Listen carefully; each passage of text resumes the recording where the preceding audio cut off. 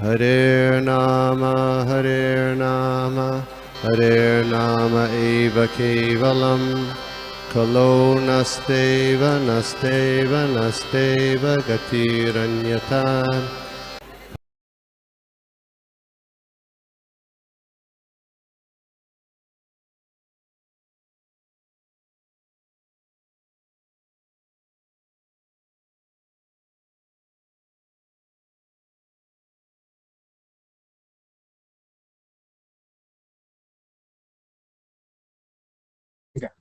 चलो आपण स्टार्ट करूया. प्रार्थनेने आपण चालू करूया.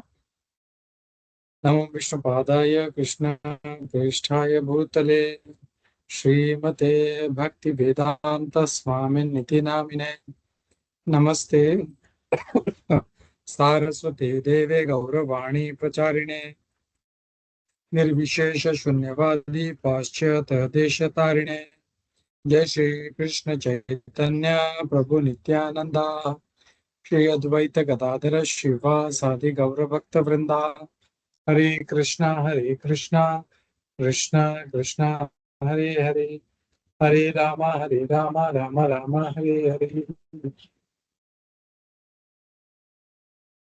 हरे कृष्णा सर्वांना नमस्कार. सर्वांचं स्वागत आहे आपल्या या मराठी भगवद्गीताच्या सत्रामध्ये. आपण पाहत आहोत 5वा अध्याय. आपण आतापर्यंत 18 श्लोक पाहिले. आज आपण 19 व त्यापुढे पाहण्याचा प्रयत्न करूया. तर मी शेअर करतो. ओके,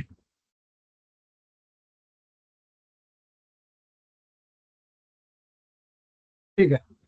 तर मी श्लोक वाचतो. कोणा रिपीट करायचं तर रिपीट करा प्लीज.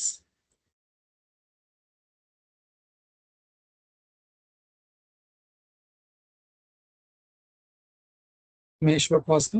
19 श्लोक नंबर 19. इहेव तैर्जितः सर्गो इहैव तर्जितः सर्गो येषां साम्ये स्थितं मनः येषां साम्ये स्थितं मनः निर्दोष हि समं ब्रह्म निर्दोषं हि समं ब्रह्म तस्मात् ब्रह्मणि ते स्थिताः. तस्मात् ब्रह्मणि ते स्थिताः.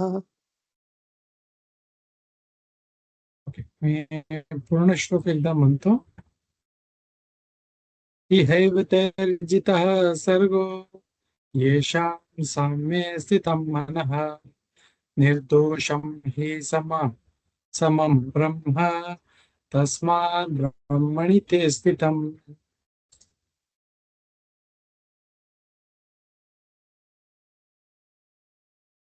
मी त्याचं ट्रान्सलेशन वाचतो. ज्यांची मन समता आणि समतेमध्ये स्थित आहे त्यांनी जन्म आणि मृत्यूच्या परिस्थितीवर आधीच विजय मिळवला आहे. ते ब्रह्मसारखे निर्दोष आहेत आणि म्हणूनच ते आधीच ब्रह्मामध्ये स्थित आहेत.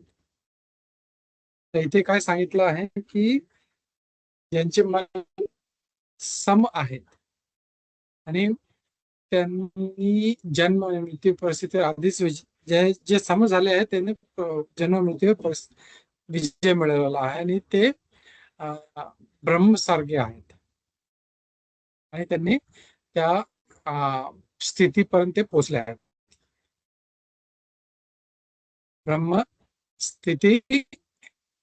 ब्रह्मणी स्थित ते ब्रह्ममध्ये स्थित आहेत. तर मी तात्पर्य वाचतो. कोणा तात्पर्य वाचायचंय? To read.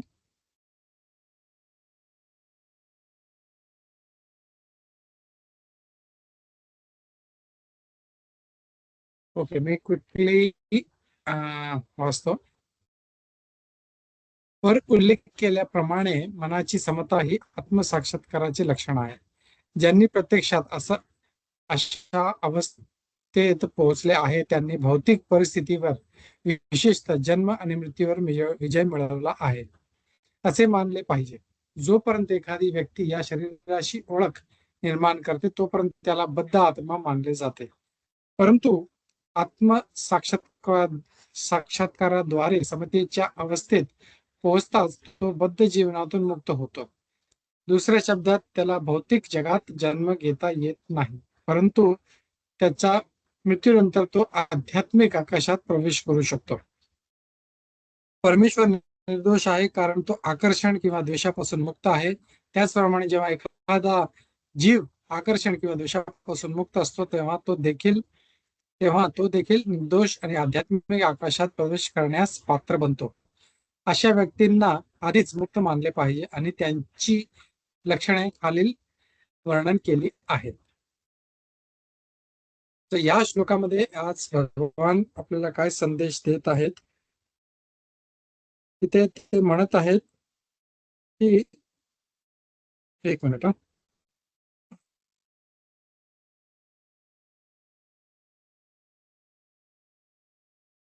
आजच्या श्लोकमध्ये ते म्हणत आहेत की ज्यांचे मन सम आहेत त्यांनी मृत्यू आणि जीवन याच्या पलीकडे आहे, त्यांच्यावर ते विजय मिळवला आहे. ते ब्रह्मसारखेच, त्याच्यामध्ये काही दोष नाही आणि त्या स्थितीमध्ये ते स्थित आहे. तर आपण जर पाहिलं तर इथे आपण मागच्या श्लोकमध्ये एक भक्ताचे काय लक्षण असते ते आपण पाहिले होते. तो कसा सम असतो. प्रत्येक जे जीव आहेत, जाती किंवा योनी, तो याचा विचार करत नाही कुठल्या जातीचा आहे, कुठल्या योनीतला आहे, आणि तो सम म्हणतो सर्वांशी तो नीट जो आहे म्हणजे वागतो. तर आता जर आपण पाहिलं तर श्लोक नंबर जवळजवळ श्लोक नंबर 17 पासून पुढे श्लोक नंबर 26 पर्यंत भगवंताकडे कसं आपण पोहोचू शकतो त्याच्याबद्दल जो मार्ग आहे तो इथे दिलेला आहे. परमात्मा या स्वरूपाला मुख्य मानून म्हणजे परमात्मा समजून ते कसं आपण त्याच्याकडे आपण जाऊ शकतो, अशी मुक्ती प्राप्त करू शकतो. तर आधी आपण पाहिलं की कसा तो प्रत्येकशी सम असतो आणि जेव्हा तो सम होतो तेव्हा तो मृत्यू आणि जन्म याच्या तो पलीकडे जातो आणि तो ब्रह्म म्हणजे आपण पाहिलं होतं बऱ्याच वेळेस की ब्रह्म म्हणजे हे पण भगवानचंच एक स्वरूप आहे. तर ब्रह्मासारखा तो, त्याच्यात काही दोष राहत नाही, तो एकदम मुक्त होऊन जातो प्रत्येक ह्याच्यासारखं. आता दोष हे काय आहेत आपल्याला समजलं पाहिजे. ते दोष मनुष्यामध्ये किंवा कुठल्याही जीवामध्ये असतात. त्याच्यामध्ये खोटं बोलणे किंवा षडरिपू जे म्हणतो आपण, काम, क्रोध, लोभ, मद, मोह, मात्सर्य, हे सगळं त्याच्यामध्ये हे दोष असतात. आणि जेव्हा तो समतेने तो पाहायला चालू करतो तेव्हा हे दोष त्याच्यातून निघून जातात. तो म्हणजे तो ब्रह्मसार. पण जर पाहिलं तर भगवान कधी कुणामध्ये फरक करत नाही. जे राक्षसगण आहे त्यांना पण मुक्ती देतात आणि जे भक्त आहेत त्यांना पण मुक्ती देतात. आपण जर पाहिलं तर भगवद्गीतेमध्ये जर पाहिलं तर जेवढे उपस्थित होते, जे भगवंता समोर ज्यांनी प्राण त्यागले, ते युद्धामध्ये मारले गेले, ते सर्वांना मुक्ती मिळाली. आणि जेवढे वृंदावनमध्ये किंवा आधी पण जे राक्षस होते ज्यांचा वध भगवंताने केला, त्या सर्वांना मुक्ती मिळाली. त्यांनी असं नाही विचार केला की बाबा हे राक्षस आहेत तर मी यांना मुक्ती नाही देणार, जे फक्त माझी पूजा आराधना करतात त्यांनाच मी मुक्ती देणार. नो, त्यांना पण मुक्ती दिली. तर ते सम आहेत. आणि भक्त पण हळूहळू जेव्हा तो चांगली भक्ती करतो आणि ते समता, तर समता ही कशी येणार? Can anybody tell me? कोणी म्हणजे कॅन थिंक ही समता कशी येणार? नॉर्मली आपण कसं असतो की हे माझा माणूस आहे किंवा माझ्या एरियामधला आहे, माझ्या कुळातला आहे, माझ्या भाषेतला आहे, ही नॉर्मल ही त्याची थिंकिंग असते. तर तो सम कसा होऊ शकतो? Can anybody think of? हरे कृष्ण प्रभूजी, पुन्हा प्रणाम. येस येस माता. हा. प्रभूजी, जेव्हा प्रत्येक जण प्रत्येक म्हणजे लिव्हिंग एंटिटीज मध्ये परमात्म्याला बघायला सुरुवात करतो, तेव्हा ते समभावाने एकमेकांकडे बघू शकतात. हरे कृष्ण. Very good. तो जेव्हा भगवंताला बघतो प्रत्येक जीवामध्ये आणि त्याला हे समजतं की मग तो हिंदू असू दे, मुस्लिम असू दे, ख्रिश्चन असू दे, प्राणी असू दे, पशु पक्षी असू दे, त्या सर्वांमध्ये एक जीव आहे आणि भगवान म्हणतात ते माझे पुत्र आहेत. तर जेव्हा तो मग सगळ्यांना असं त्या त्या बाहेरची एक्सटर्नली न बघता की या जातीचा आहे किंवा उच्च कुळातला आहे, खालच्या कुळातला आहे किंवा परधर्मीय आहे किंवा हा कुत्रा आहे या मांजर, एक्सटर्नली त्याच्या बॉडी न बघता, आपण मागच्या वेळेस पण तेच पाहिलं, तर तो समावन. तो जेव्हा बघतो की यामध्ये जीव आहेत आणि भगवान म्हणतात हे माझे पुत्र आहेत, तर त्याप्रमाणे जर पाहिलं तर ते सगळे आपले म्हणजे भावच झाले, ते आपले they are our like brothers. तर तेव्हा त्या दृष्टीने बघतो की हे पण जीव आहेत, तेव्हा त्याच्यामध्ये ती समता येते.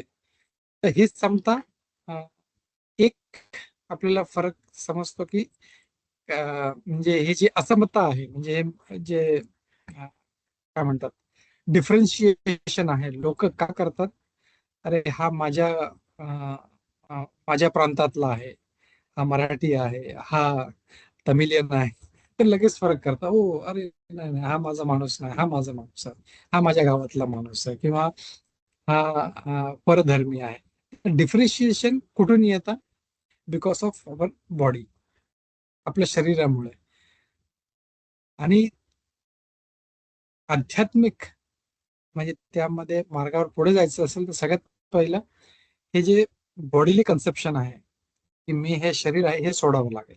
हे जेव्हा सोडेल तो आणि तो बॉडीच्या आतमध्ये जो परमात्मा आहे त्याला बघेल, तेव्हा त्याचं ते दृष्टिकोन चेंज होईल आणि तेव्हाच तो पुढे आध्यात्मिक मार्गामध्ये पुढे जाऊ शकतो. तर हे बॉडी जे डिफरन्शिएशन आहे, हे जे भेदभाव आहे, हे पशु पक्षी आहे, हो मी तर मनुष्य आहे, मी ग्रेट आहे, पण हा कुत्रा आहे, नाही नाही, तर हे डिफरन्शिएशन या बॉडीमुळे आहे. तर त्या बॉडीमध्ये आत्मा आहे, त्याला बघितलं पाहिजे आणि त्याच्याबरोबर परमात्मा ते बघितलं तर ती समता येऊ शकते. तेव्हा ते बॉडीले जे डिस्क्रिमिनेशन आहे ते समाप्त होईल.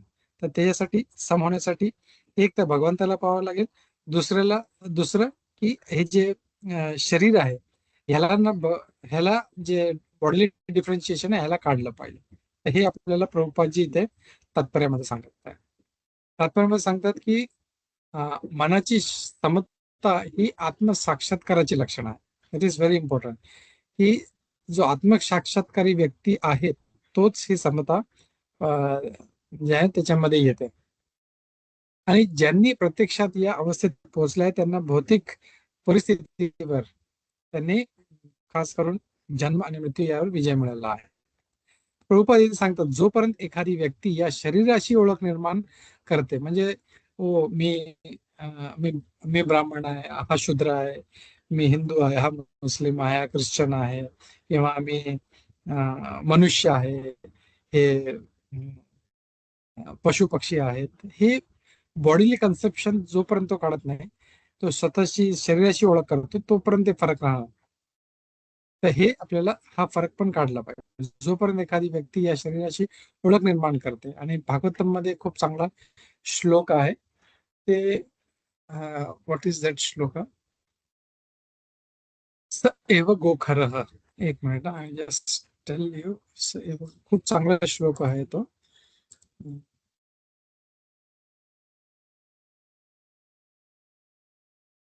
स गोखरः 10व्या स्कंदमध्ये 84 अध्याय नंबर. यस्यात्मबुद्धी कुणपेत्री धातुके स्वधि कलत्रादिषु ब्रह्म इज्जति यत तीर्थ बुद्धे सलिले न करहिचित चनेषु अभिग्नेषु स एव गोखरः. तर इथे काय सांगितलं आहे की जो स्वतःला one who identifies himself as inert body, या कफ पित्त वायू यांनी जे बनलेला आहे, या शरीराला तो समजतो की मी हे शरीर आहे, तो कसा आहे, स एव गो म्हणजे आणि खरं हा म्हणजे एक गाई किंवा एका म्हणजे पशुबुद्धीवाला आहे. तर हा फरक आपल्याला समजला पाहिजे की ही पशुबुद्धी नसायला पाहिजे. हा भेदभाव जो आहे तो ही पशुवृत्ती आहे. That is not human. म्हणून आपण बघतो की इव्हन जे कुत्रा आहे ते, हा माझ्या एरियातला कुत्रा आहे त्याला मी काय बोलणार, दुसरा कोणी बाहेरून आला की लगेच तो त्याच्यावरती भुंकायला चालू करतो. ही पशुबुद्धी आहे. तसंच मनुष्य पण तसंच, अरे हा हा माझ्या एरियातला आहे, बाहेरचा आहे तर परप्रांतीय आहे, ह्याला बाहेर काढा. तसं नाही. हा समबुद्धी या ह्याच्यामुळे आहे, अं, जे भगवंताला बघतो आणि शरीराच्या पलीकडे जो आत्मा आहे त्याला बघतो, त्याच्यामध्ये येते. तर हे खूप एक महत्वाचं एक मेसेज आपल्याला भगवान तिथे देत आहे तिथे. आणि इकडे हे पण सांग, दुसरे शब्द त्याला भौतिक जगात तो परत येत नाही. म्हणजे आता जर त्यांनी ती समदृष्टी ठेवली की तो भौतिक जगात येणार नाही आणि मृत्यूनंतर तो भगवंताकडे जाईल, हे नक्की आहे. हे त्याला तो देखील निर्दोष आणि आध्यात्मिक आकाशात प्रवेश करण्यास पात्र बनतो, हे आपल्याला याच्यातून समजते. तर आपण अजून एक श्लोक घेऊया, श्लोक नंबर 20. श्लोक नंबर 20 याच्यामध्ये पण खूप चांगला मेसेज भगवान देत आहे. ते काय सांगतात, मी क्विकली श्लोक वाचतो. न प्रश्येत प्रियम प्राप्य नो द्विजेत प्राप्यम चाप्रियम स्थिर बुद्धिर सम्मूढो ब्रह्मविद ब्रह्मणि स्थितः. तर इथे काय सांगितलं आहे, जो माणूस आनंददायी गोष्टी मिळवल्यावर आनंदी होतो, आनंदी होत नाही किंवा अप्रिय गोष्ट मिळवल्यावर शोक करीत नाही, तो स्वतः बुद्धिमान आहे. जो मोहात नाही आणि ज्याला देवाचे विज्ञान माहीत आहे, तो आधीच परमात्म्यात स्थित आहे. तर परत जे अं, जे एक त्या स्तरावर आहे, ब्रह्म स्तरावर आहे, त्याचे लक्षण इथे सेकंड श्लोकामध्ये पण दिलं आहे. तर कसा असतो की दुसरं गुण काय आहे त्याच्यामध्ये, मागच्या ह्याच्यात पाहिलं की तो सम आहे. आणि दुसरं लक्षण काय आहे की तो काही चांगलं भेटलं की त्याला खूप आनंद होतो, आणि काही गेलं की लगेच तो शोक करतो. तसं नाही, इज ऑलवेज हॅपी. तो म्हणजे सम आहे, बुद्धी त्याची सम आहे. काही आलं तरी त्याला काही फरक पडत नाही, काही गेलं तरी फरक पडत नाही. तो बुद्धिमान आहे आणि तो मोहात पडत नाही कधी. हे माझं आहे, अहम आणि ममेती म्हणतात ना, ते शास्त्रामध्ये सांगितलं आहे की हे माझं माझं माझं, अहम अहम करत म्हणजे मी, सर्व मला रिस्पेक्ट द्या. म्हणजे अहंकार खूप असतो त्याच्यामध्ये. अहंकार म्हणजे काय, जो नेहमी फक्त स्वतःबद्दल विचार करतो, भगवंताचा विचार करत नाही किंवा दुसऱ्यांचा विचार करत नाही. ते अहम अहम आणि ममेती या शरीराशी जे संबंधित आहे. मम, माझी आई, माझा भाऊ, माझा पोरगा, माझा मित्र, माझा समाज, माझा देश. तर हे जे अहम आणि ममेतीमध्ये आहेत ते त्यांना त्याच्या पलीकडे असतात, जे समबुद्धी आहे. तो कधी मोहात नसतो. तर त्याला हे जे विज्ञान आहे त्याला खूप चांगल्या रीती माहित आहे आणि तो त्या स्थितीवर स्थित आहे. तात्पर्य मी क्विकली वाचतो, छोटस आहे. आत्मसाक्षात्कार झालेल्या व्यक्तीची लक्षणे येथे दिली आहेत. तो जो आत्मसाक्षात्कार ज्याने ऑलरेडी केलेला आहे त्याचे लक्षण दिसत आहे. पहिले लक्षण म्हणजे तो शरीराची त्याच्या खऱ्या आत्म्याशी खोटी ओळख करून भ्रमित होत नाही. तो आता आत्मा आहे, तर तो मी महाराष्ट्रीयन आहे किंवा मी तमिलियन आहे किंवा मी ब्राह्मण आहे किंवा मी शूद्र आहे किंवा मी पशु आहे, पक्षी आहे, तो शरीराशी ती खोटी ओळख ठेवत नाही आणि त्यांनी भ्रमित होत नाही. खूप चांगलं उदाहरण आपण पाहतो, जे भरत महाराज होते, त्यांनी भक्ती करण्यासाठी सगळं सोडलं. ते एवढं मोठं राज्य, म्हणजे आजकाल तर कोणी छोटस एक राज्यामध्ये राजा असेल तर राज्य सोडणार नाही. ते तर त्या पूर्ण पृथ्वीचे राजा होते, सम्राट होते. त्यांनी सगळं सोडलं, आणि ते पण असं पण नाही म्हातारे झाले ते काठी पिठी घेऊन चालत होते 100 वर्षाचे, असं नाही. यंग असताना बायकोला सोडलं, खूप सुंदर बायको, तिला सोडलं, पोराला सोडलं, राज्य कारभार सगळं, म्हणजे पैसा अटका सगळं सोडलं. बाय मग भक्ती करायची होती. पण आपल्याला माहिती आहे जेव्हा ते जंगलात जातात ते एका जे हिरण असतं त्याच्या पिल्ल्याशी त्यांना आकर्षण होतं आणि त्याच्यामुळे त्यांचं पतन होतं, ते सगळं विसरतात आणि पुढचा जन्म असा होता की त्यांना जे हिरण आहे त्यांचा जन्म भेटतो. पण त्या शरीरामध्ये पण त्यांना लक्षात राहतं की मी जो आहे आत्मा, म्हणजे भरत महाराज होतो, मी भक्ती करण्यासाठी मी जंगलात आलो होतो, पण माझं पतन झालं, तर आता मी या मोहात पडणार नाही.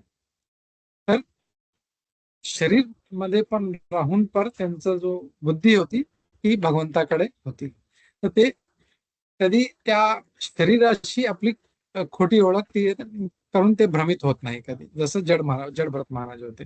आणि जेवढे पण चांगले भक्त आहेत ते त्या शरीराशी संबंध त्यांचा नसतो.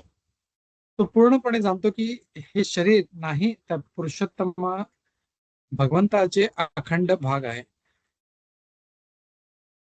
त्याला माहिती आहे की मी हे शरीर नाहीये, मी भगवंताचा एक अंश आहे. जसं आपण नेहमी म्हणतो, तर शास्त्रामध्ये दिलेलं आहे, जीवेर स्वरूप होय कृष्णेर नित्य दास. मी कृष्णांचा अंश आहे, कृष्णाचा दास आहे.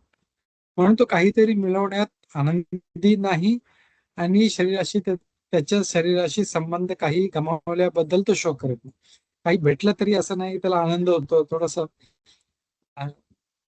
10-15 हजार भेटले किंवा ₹1,00,000 भेटले, हो खूप थोडेसे गेले, एक 100 रुपयाची पण नोट हरवली की तो दुःखी होतो. तसं नाही, एनिथिंग ही गेट्स, ठीक आहे, भगवंताची इच्छा, काही गेलं तरी भगवंताची, इज नॉट डिस्टर्ब. मनाच्या या स्थिराला स्थिर बुद्धी किंवा आत्मबुद्धी म्हणतात. ही जी बुद्धी आहे ती आत्मबुद्धी आहे किंवा स्थिर बुद्धी. इथे जसं या श्लोकामध्ये सांगितलं आहे, स्थिर बुद्धीत असमूढ, तो स्थिर बुद्धी असतो. आणि म्हणून तो स्थूल शरीराला आत्मा समजून कधीही गोंधळत नाही किंवा तो शरीराला स्थायी म्हणून स्वीकारत नाही. हे शरीरच, आजकाल बरेचसे लोक हेच म्हणतात, हे जोपर्यंत जिवंत आहे ऐश करा, मजा करा, खा प्या आणि धमाल करा, मेल्यानंतर काय होणार माहित नाही. But that is strong. तुम्हाला शास्त्रावर विश्वास नाही आहे म्हणून तुम्ही जे लोक असं म्हणतात. ज्यांना शास्त्रावर विश्वास आहे ते, त्यांना माहिती आहे की हा एकच जन्म आहे, मला आत्ताच जे काही चांगलं किंवा वाईट मी याच जन्मामध्ये करू शकतो, let me do something good. At least पुढच्या जन्मी जे आहे, आपण आपल्याला आता का जे त्रास होत आहे ते का होत आहे, कारण माझे कर्म चांगले नाही. ऍटलिस्ट मी आता चांगले कर्म करून पुढचा जो माझा रस्ता आहे तो चांगला मी करतो. तर तशी बुद्धी असते.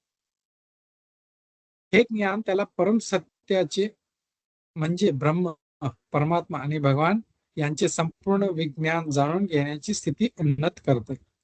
जसं आपण बरेच वेळेस पाहिजे तो श्लोक, ब्रह्मेती परमात्मेती भगवान येती शब्दते. हे ज्ञान भगवानने भागवतामध्ये दिलेलं आहे, तर हे त्याला समजतं. अशा प्रकारे तो सर्व बाबतीत परमात्म्याशी एकरूप होण्याचा छोटा प्रयत्न न करता संवैधानिक स्थान पूर्णपणे जाणतो. याला ब्रह्मसाक्षात्कार किंवा आत्मसाक्षात्कार म्हणतात. अशा स्थिर चेतनेला कृष्ण भावना म्हणतात. तर जेव्हा तो फोकस्ड होतो तेव्हा ते म्हणू शकतो की हा आता पूर्ण हा कृष्ण भावना झालेला आहे आणि भगवंताचा भक्त.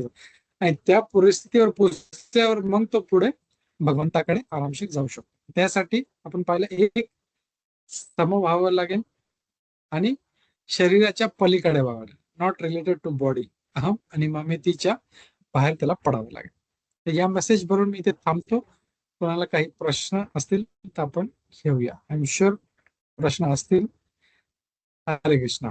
भगवद्गीता यथारूप की जय, श्री प्रभुपाद की जय, इस्कॉन गोविंद की जय. हरे कृष्ण.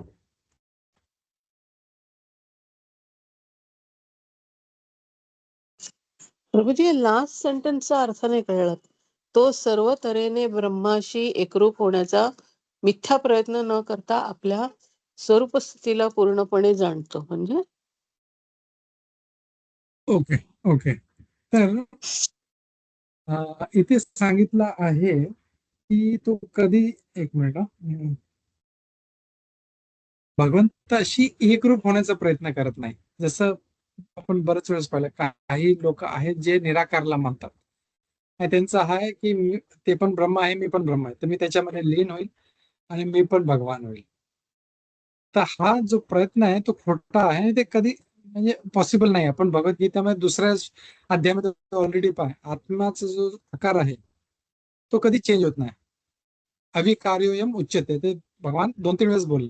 त्याचा आकार चेंज. तर असं कधी होणार नाही की हे आत्मा, हे ब्रह्म आहे आणि आत्मा आहे छोटासा, तो त्याच्यामध्ये मिक्स झाला, मग ते यातून बाहेर पडला, मग परत मिक्स झाला, असं कधी होऊ शकत नाही. कारण हे आत्म्याचं स्वरूप आहे ते आध्यात्मिक आहे आणि त्याच्यामध्ये कधी विकारही येत नाही, कधी चेंजेस, आत्म्याच्या आकारमध्ये कधी चेंजेस येत नाही. तर हा जो एक अटेम्प्ट आहे की मला भगवंतामध्ये लीन व्हायचा आहे, हा खोटा प्रयत्न आहे, हे सांगितलं आहे. आणि हे त्याला माहिती आहे की मी तिचं स्वरूप काय, मी भगवंताचा दास आहे.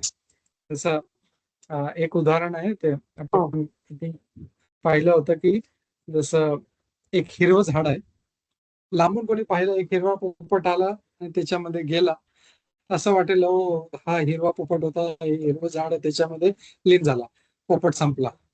तसं नाहीये, हिरवं Yes. हिरवं मिक्स झालं त्याला, तसं नाही. जवळ कोणी जाईल त्याला समजेल. तसं भक्ती पण तशीच आहे की ब्रह्मामध्ये कोणी लीन होऊ शकत नाही. It's just a position, temporary state असतो, तिथे जो काही काळ राहतो आणि परत येतो. मग तर हे आहे ओके त्याचा अर्थ. Okay okay okay. Thank you Prabhuji. Thank you माताजी. हरे कृष्ण. हरे कृष्णा प्रभूजी, दंडवत प्रणाम. हरे कृष्णा. हरे कृष्ण माताजी. खूप छान क्लास झाला. खूप छान क्लास. सगळ्यात मेन की आपण जर एकमेकांमध्ये खरंच भगवंतांना पाहिलं, तर म्हणजे सगळीकडे जगामध्ये शांतता निर्माण होईल, भांडणं संपतील ऑटोमॅटिक. म्हणजे लाईफ सगळ्यांचं शांत होऊन जाईल. एकदम द्वेष, राग, लोभ जाईल, भीती आपल्यातली निघून जाईल, म्हणजे अहंकार आपला जाईल निघून. ह्या खूप चांगल्या पॉझिटिव्ह गोष्टी होतील जर आपण खरंच समोरच्या मध्ये भगवंत पाहत असतो तर. प्रॅक्टिकल लाईफ पण आपलं खूप छान होऊन जाईल. पण हे करणं खूप म्हणजे डिफिकल्ट असतं कधी कधी प्रॅक्टिकल लाईफ मध्ये. समोरची व्यक्ती कशी वागत असते तरी आपण त्यांच्यात भगवंत बघून त्यांच्याशी वागताना आपल्याला एक म्हणजे त्यांच्यात आणि आपल्यामध्ये एक अशी लाईन आखून मग त्याप्रमाणे वागावं लागेल, हे सगळं असं आहे म्हणजे. पण ही गोष्ट खूप छान आजच्या लेक्चर मधनं कळलं की खरंच आपल्याला दुसऱ्यांच्या सुद्धा ठिकाणी भगवंत आत्म्यामध्ये बघितल्यावर आपलाच खूप फायदा होणार आहे.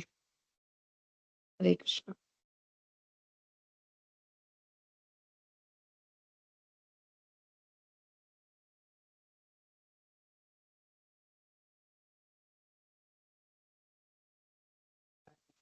हरे कृष्णा. माताजी बोलले तर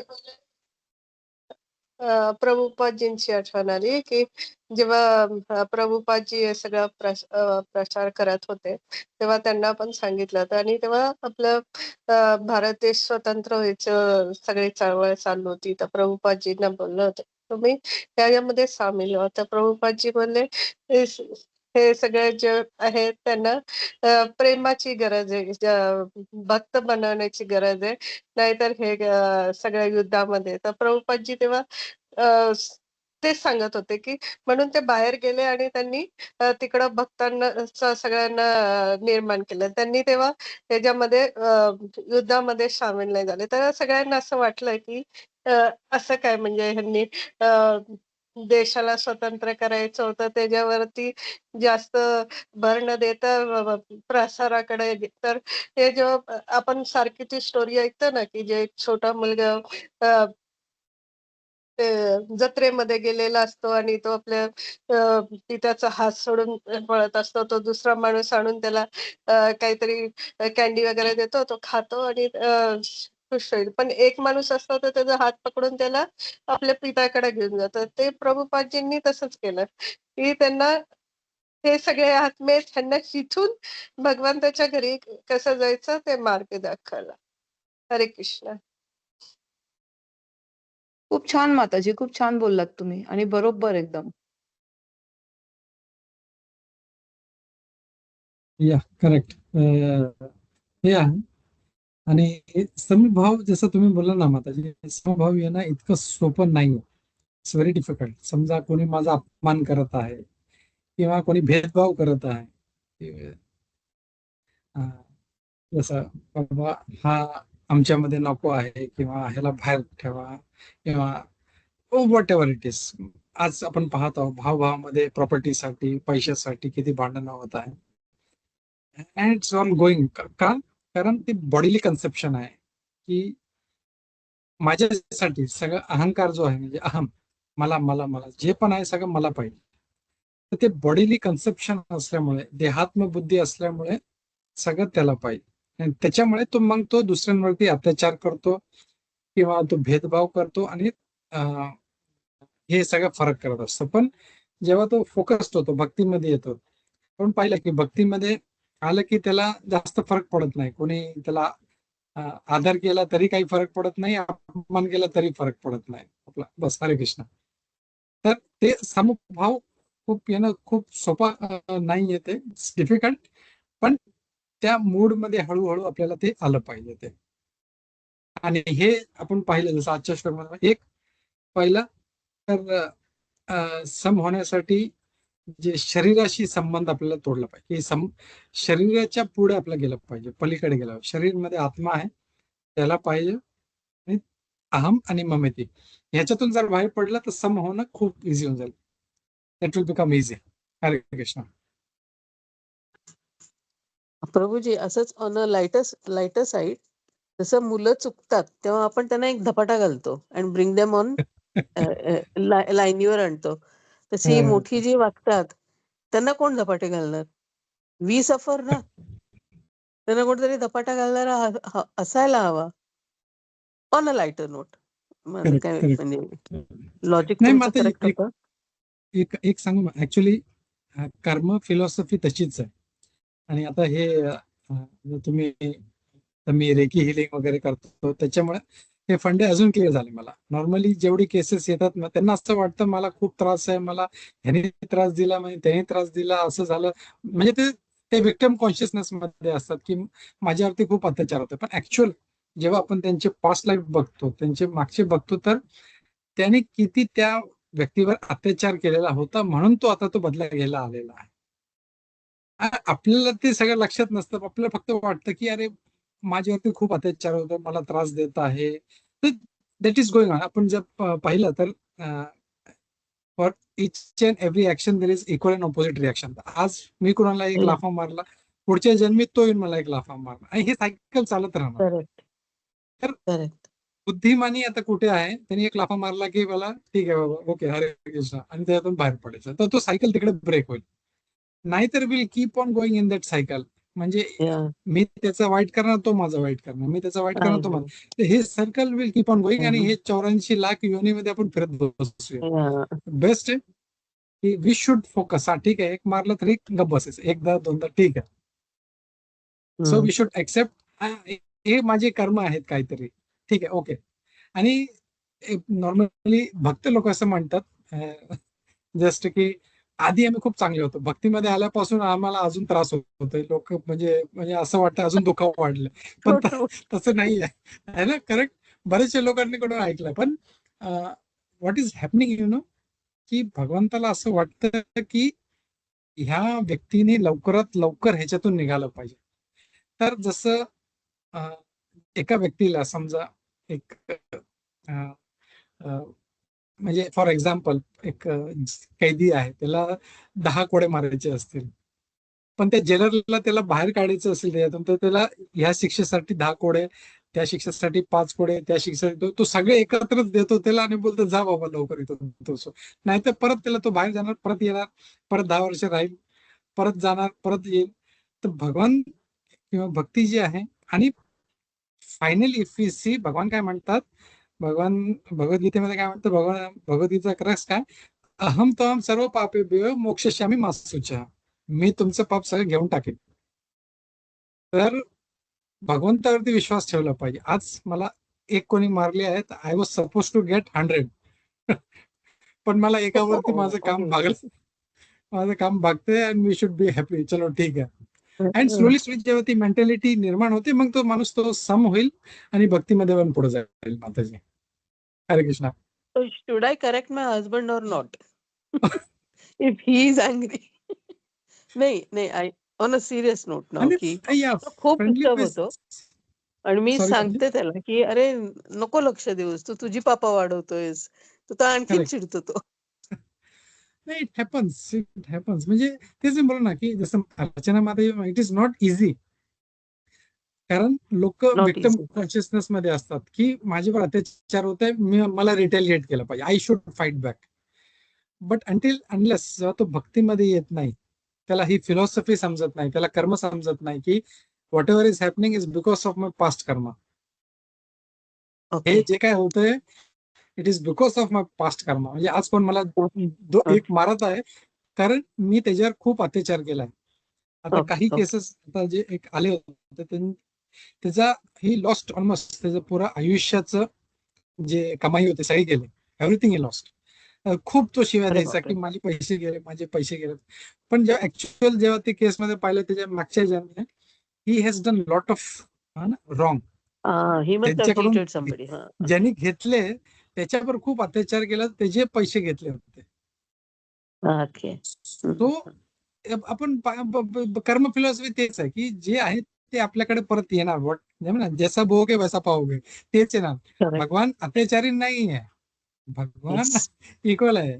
ते भगवान कधी अत्याचार सगळे बोलतात हे भगवान तूने क्या कर दिया, मला एवढा त्रासात टाकला नाही. जे तुम्ही केलंय ना, जे तुम्ही आता बोलतात ना ते बबूल बोगे तो आम कहाँ से पाओगे. तो Correct. आंब्याचं झाड लावलं तर आंबा भेटणार ना, तर तुम्ही काट्याचं झाड लावलं तर काटे भेटणार. So it is all I'll use this phrase now. कर्म आहे, इट्स ऑल कर्म. ते तर सिम्पल. खूप आणि चिडतो, जोपर्यंत म्हणून मला थोडी काळजी वाटते कधीतरी. No it's okay, friendly note वर सांगा. If he listens it's okay, if not leave it. प्रेमाने सांगायचं इफ ही अग्रीज, आता त्यांना एकदा क्लासमध्ये आला. खरंय खरंय. त्या दिवशी आपण तसला श्लोक घेऊ. Yes yes yes yes sure. Thank you thank you Madhuri. प्रभू. हरे कृष्ण प्रभूजी, खूपच छान डिस्कशन होतं आजचं. ऑन लाइटर नोट मस्त झालं एकदम. आपण आता जसं म्हणालो की पास्ट कर्मांबद्दल ना, त्याची फळं आपल्याला जन्मातल्या कुठल्या कर्माची फळं या जन्मात मिळतात काही सांगू नाही शकत आपण. कारण म्हणतात ना असं की चांगलं आम्ही करतो तरी आमच्याबद्दल वाईट का होतं, हा खूप कॉमन क्वेश्चन येतो ना असा. त्याच्यात अजून प्रभूजी असं मला ऍड करावं असं वाटतं की ह्या कलियुगाचा जो धर्म आहे, संकीर्तन सदैव नामस्मरण करणं, तो असं काम करतो की आपले जे ह्या कर्मात जसं आपण एखादं सीड रोवलं की त्याच्यातून रोप बाहेर येतं. तर ते सीड जर आपण रोस्ट करून त्याचं रोवलं तर त्याच्यातून रोप बाहेर येत नाही काहीच अजिबात. तर तसंच हे नामसंकीर्तन आपण जे नामस्मरण करतो ती आपली ह्या जन्मातली जी कर्म आहेत ती स्लोली रोस्ट व्हायला सुरू होतं आणि त्याच्यातूनच मग ते त्याचं फ्रुक्टिफाय होत नाहीत मग ती कर्म आपली असं. ते एक मला शेअर करावं असं वाटलं इकडे. हरे कृष्ण. या करेक्ट थँक्यू माताजी. हे पण यूज करीन मी. नाही खरंच म्हणजे I sometimes feel very sorry for him. It's coming from his on family, म्हणून जरा विचारलं मी. It's okay. या भगवान आहेत, ते निर्दयी नाही आहेत आणि ते बायस्ड पण नाही आहेत. जसं आपण साधं उदाहरण पाहिलं, एक बाळ आहे, एका वेळेस 2 बाळ झाले. एक एकदम मल्टी मिलियनर अरबीच्या घरामध्ये, म्हणजे ज्याच्याकडे $1,000,000 आहेत, एक मल्टी मिलियनरच्या घरात झाले. आणि तेव्हाच एक बाळ जे आहे ते एकदम आफ्रिकामध्ये, एकदम सुदानमध्ये, सोमालियामध्ये, याला म्हणजे पाणी पण भेटणं मुश्किल आहे. तर का होतं, त्यांनी काय केलेलं आहे असं? दोघांनी जस्ट जन्म घेतलेला आहे. One is multi millionaire, one is very poor. का? कारण त्याचे मागचे जन्म आहेत. आणि हे कर्म फिलॉसॉफी जर आपण पाहिलं तर दुसऱ्या धर्मांमध्ये नाहीये, आणि म्हणून त्यांना ते अनइक्वॅलिटी वाटते. बट इन सनातन धर्म, आपल्या भगवद्गीतेमुळे आपल्याला चांगलं समजतं की भगवान जे आहेत ते अनइक्वल नाही आहेत. जर एक मल्टीमिलियनर आहे that is because of his past life, आणि एक एकदम जे काही त्रास होत आहे त्याला that is because of his past life. तर जे काय आहे it's all my Karma. So हे आपल्याला जर समजलं एकदा, देन वी विल बी इक्विपॉइस्ड, एकदम समोर राहू. ठीक आहे, अँड वी विल सी परमात्मा इन एव्हरीबडी. हरे कृष्ण.